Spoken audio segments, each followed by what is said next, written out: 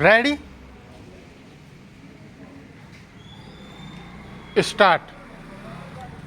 उपाध्यक्ष महोदय, भारत और चीन दोनों परिवर्तन के दूत हैं और दुनिया में तेजी से जो परिवर्तन हो रहे हैं उनका प्रभाव हम पर भी पड़ रहा है।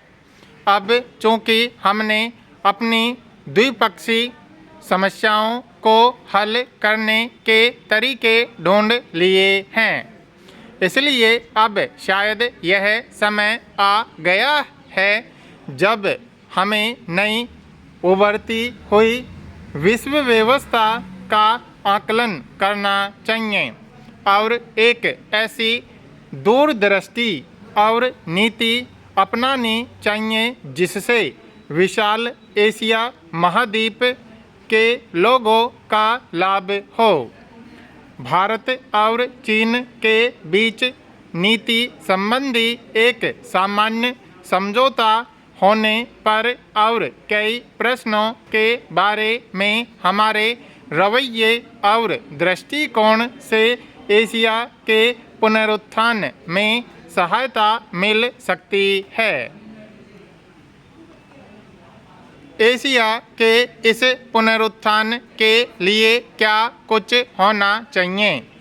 एक तो हमारा दृष्टिकोण ऐसा होना चाहिए कि हम अपनी पुरानी ऐतिहासिक यादों और पूर्वाग्रहों तथा संकीर्ण स्थानीय स्वार्थों को भुलाकर अधिकतम लोगों के हित के बारे में सोचें। अपने समाजों के बीच यही करने के लिए हम दोनों देश दृढ़ संकल्प हैं। हम पहले से ही उन सिद्धांतों की संकल्पना कर चुके हैं जो अंतर्राष्ट्रीय संबंधों में मार्गदर्शक होने चाहिए। शांतिपूर्ण सह-अस्तित्व के 5 सिद्धांत या पंचशील, ये सिद्धांत आज भी उतने ही समीचीन हैं जितने इनका प्रारूप बनाते समय थे। प्रश्न यह है कि क्या हम इन सिद्धांतों को कार्य रूप में परिणत कर सकते हैं और क्या विशालतर अंतर्राष्ट्रीय समुदाय के संदर्भ में जिसके हम भी अभिन्न अंग हैं एशिया का पुनरुत्थान हो सकता है। अंतर्निरीक्षण करते हुए इस प्रश्न का जो उत्तर पंडित जवाहरलाल नेहरू ने एशियाई संबंध सम्मेलन में 23 मार्च 1947 को दिया था, उससे बेहतर उत्तर नहीं दिया जा सकता।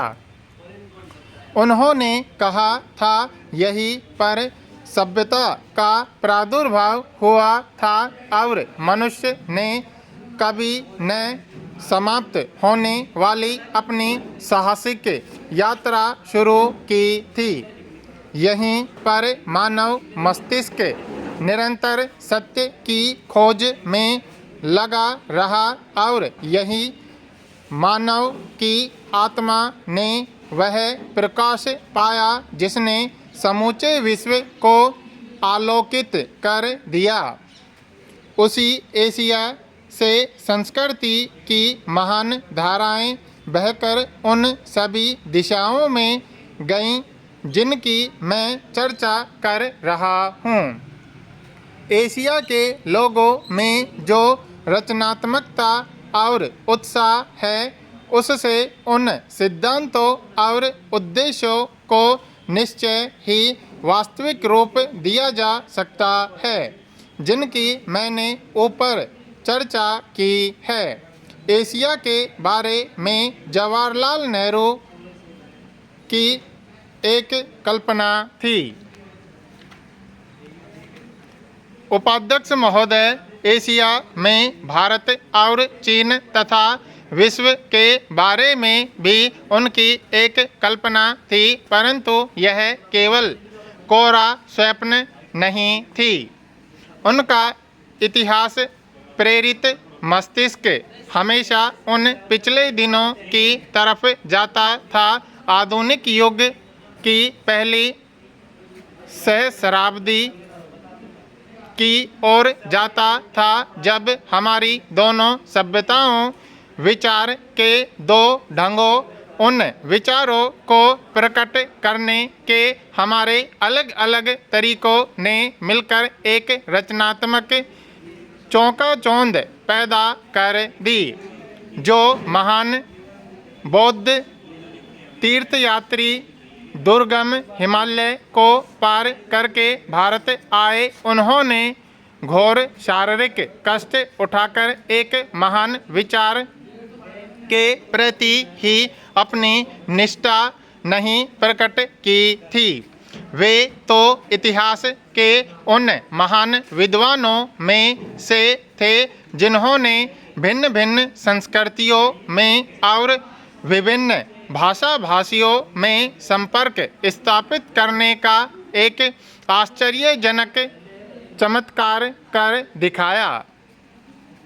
4 या 5 पीढ़ियों के दौरान बौद्ध दर्शन, पौराणिक आख्यानों और साहित्य के महत्वपूर्ण ग्रंथों का पाली से चीनी भाषा में अनुवाद कर दिया गया। समूचे इतिहास में ऐसी केवल 2 या 3 ही और घटनाएं हुई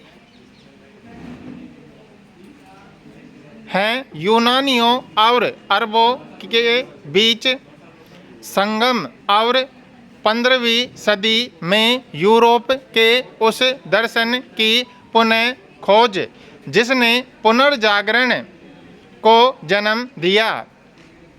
मैं जब दीर्घकालीन सांस्कृतिक संबंधों की चर्चा कर रहा था तो मैंने इसका उल्लेख करना आवश्यक समझा। जब हम नए सिरे से एक दूसरे को समझाना चाहते हैं तो हमें इससे प्रेरणा मिल सकती है। ये पुरानी यादें उपयोगी हैं। सभी पुरानी यादें उपयोगी होती हैं, बेशर्त कि उनसे हम अपनी निष्क्रियता को न्यायोचित न ठहराने लगें। अपनी पीढ़ी में हम जानते हैं कि हम तब तक आराम से नहीं बैठ सकते जब तक कि हमारे दोनों देशों के 2 अरब से अधिक लोगों, स्त्रियों, पुरुषों और बच्चों को स्वतंत्रता पूर्वक और प्रतिष्ठा पूर्वक बेहतर जीवन बिताने का अवसर न मिले, भले ही वह जीवन ऐश्वर्यपूर्ण न हो। सदियों की अकर्मण्यता के बाद एशिया के लोगों का पुनरुत्थान शुरू हो रहा है। हमने बहुत कष्ट झेलकर अपनी गलतियों से लाभ उठाना सीखा है कि किस तरह विकास अपनी सुरक्षा तथा अधिकारों के बारे में कठिन विकल्पों से चुनाव करे। एशिया का पुनरुत्थान नेहरू जी का प्रिय विषय था, पर अभी यह पूरा होना बाकी है। अब ऐसे पुनरुत्थान के लिए वस्तुपरक परिस्थितियां तेजी से बनती जा रही हैं। एशिया ने पिछले 10 वर्षों में काफ़ी प्रगति की है।